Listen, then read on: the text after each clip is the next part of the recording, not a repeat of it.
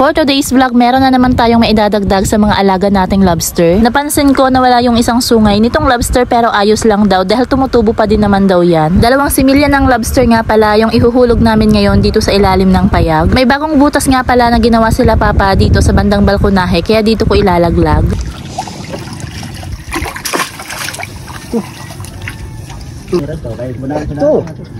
Nano? Halibre na. Gurbiyan pa. Ito ay nasa may wagang aquarium.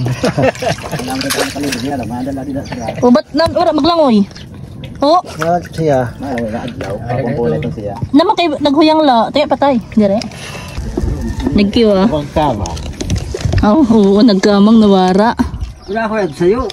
Pagkatapos ko maglagay ng similya ng lobster, may inabot dito sa akin si Uncle Diego. Eto nga daw ay pinaglunuhan. Nung sinilip niya yung mga alaga naming lobster, nakita niya to. Ang hirap i-explain sa Tagalog ng pinaglunuhan pero try ko pa din. Eto yung time na lumalabas sila sa mismong shell nila. At kapag lumabas sila sa shell nila, malambot yung mga lobster sa mga oras na yan. At yan yung oras na lalaki sila. Tuwing lumalabas sila o nagpapalit sila ng shell, palaki sila ng palaki. Wala akong masyadong alam sa lobster kaya kung mali ako, pwede niyo akong itama. Inayos na nga din pala nila papa dito sa ilalim ng payag yung net na pinaglalagyan ng mga lobster. At habang hinihintay ko sila na matapos dyan, pumunta naman ako dito sa ilalim ng payag para naman pakainin yung mga alaga naming isda. Ma-share ko na nga lang din pala sa inyo mga mare at pare, tuwing magpapakain kami ng mga isda, kapag alam nila na parang nandito na kami, talagang nagtitipon-tipon yan sila. Pagkatapos yung magpakain ng isda, naisipan kong sagutin yung mga katanungan na nababasa ko minsan sa comment section. May nagtanong nga pala sa comment section kung may washroom daw itong payag. Kamin siya sa vlog ko nung naliligo dito yung mga anak ko, kaya siguro siya napatanong kung may washroom. So, ganito po yung itsura ng loob dito sa payag. Kapag naliligo kami dito sa dagat, kasi nasa dagat lang naman to,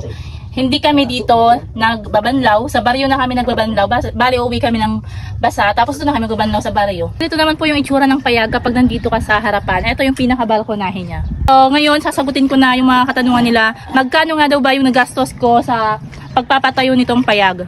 Sige, mag-quick tour tayo para makita nyo. Ayan, ito kawayan. Tapos ganito siya yung itsura niya sa harap. Meron din tayo ditong solar na pailaw dito sa labas. Tapos meron din tayong solar na ilaw dito sa loob. Yung sahig niya, ano yan, nyug yan, pinasenso namin yan. Ayan nga pala yung solar namin sa taas. Pawid yung pinaka bubong niya, pati yung dingding niya. Meron itong isa, dalawa, tatlong bintana. Tapos dito sa ilalim may alaga kaming isda. Tapos eto may pinaka-kwarto siya na maliit lang. Tapos dito naman sa labas, ayan. Ano din yan nyug din yan, pinasenso namin yan. Tapos may hagdan siya dito pa, baba sa dagat. Eto yung likod niya. Ayan. Sige.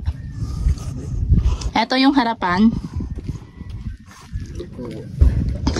Harap to ng baryo namin, ayan yung pantalan. Ito, yung laman niyan, buong payag na yan, yung buong loob niyan, isda na manlalara. Tapos dito naman, may lobster kami na alaga. Butin na natin kung magkano nga ba. Yung nagastos po namin dito sa payag, sa pagpapatayo nitong payag, more or less 30,000 po. Kasi hindi naman ako naglista, pero ganun yung estimate namin, more or less 30,000.